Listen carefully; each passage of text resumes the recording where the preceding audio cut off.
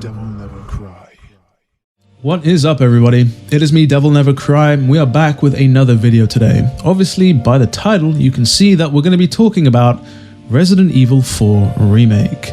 I just got done watching Sony's June State of Play. Absolute banger of a show, banger of a trailer, cold open straight into Resident Evil 4 Remake. And quite usually I'd say that, shows like these tend to open pretty strong and fail to hit the same peak thereafter, but quite honestly, regardless of what your tastes are in games, I think this show had something for everyone to be hyped about. But that's besides the point. March 24th, 2023.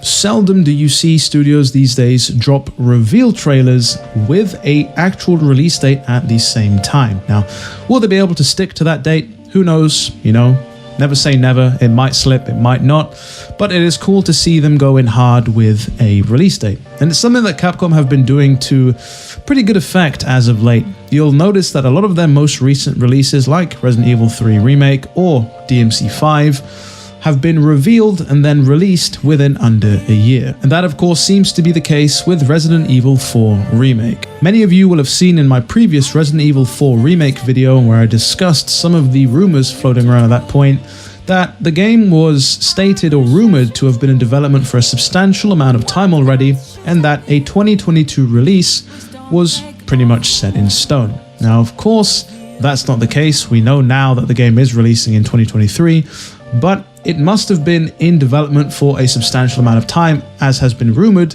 because the release date of course is so soon. That video also had some other rumors which I do kind of want to address later on in the video, but let's first of all get into what exactly we saw in this trailer. Leon of course is making a return. That is not a contested point. I think everybody at this point in the stage knew that that was going to happen. Leon does return with his iconic leather jacket, which is pretty cool to see. And if you are an eagle-eyed viewer, you will also have seen that at one point there is a snippet of a cutscene of Leon facing Del Lago, or he's out on the lake in the boat, potentially about to fight that boss. And you can see Leon in his black tee.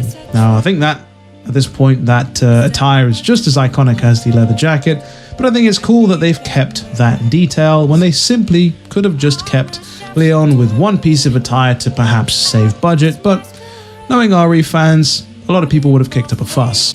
Luis Serra, of course, does make a return. We didn't necessarily see his face, but we did hear his voice and see his signature pistol. The general premise of Resident Evil 4 Remake looks almost exactly the same as the original. We can see a cutscene snippet of Leon talking to the president in a flashback sequence, followed subsequently by a cutscene of Leon riding in the car to the village on location with a picture of Ashley, the president's daughter, who he sent to essentially rescue. And of course, those of you that have played the original know that things don't exactly go to plan on that front. We also see small flashes of a couple of the villains. We see Sadler at one point, and of course, Bitores Mendez, who is an early game villain at that and doesn't really play into the grand scheme of things all too much, other than being a very menacing character. Who we don't get to see, of course, is Salazar, who kind of crops up in another portion of the game, I believe the castle, and that kind of brings me to a point here, something that we touched upon in the previous rumor video, and that is that potentially a portion of Resident Evil 4 will be cut out for its remake to tighten up the pacing altogether, whether that is the castle or the island.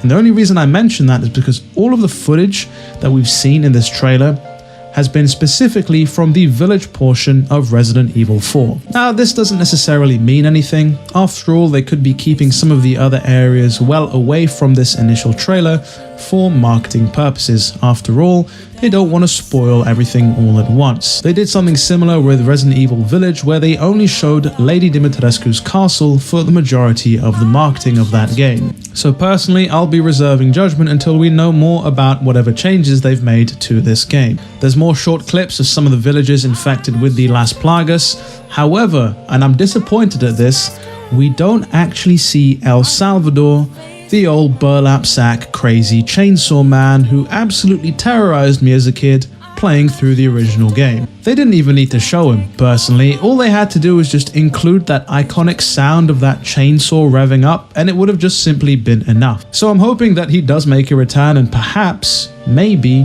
he is going to be the nemesis or the Mr. X of this game. You know, a thought has just flashed into my head, and that is maybe they'll have different nemesises,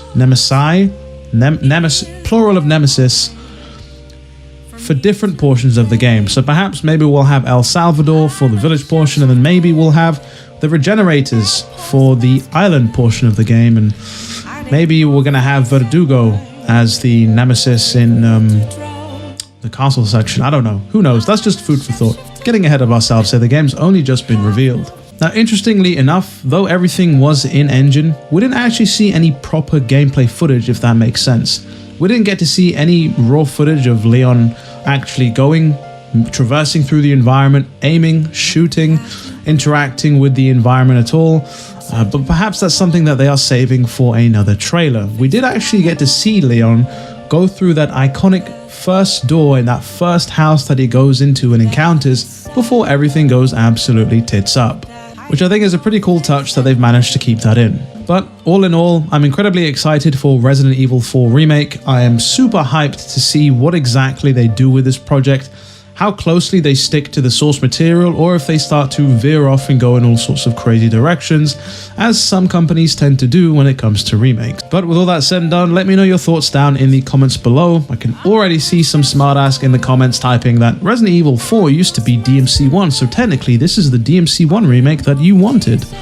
No. If you enjoyed today's video, do be sure to leave a like and consider subscribing, as it all helps the channel out. With all that said and done, it has been me, DevilNeverCry. I'd like to thank all of you for watching, and as always, I'll see you all next video.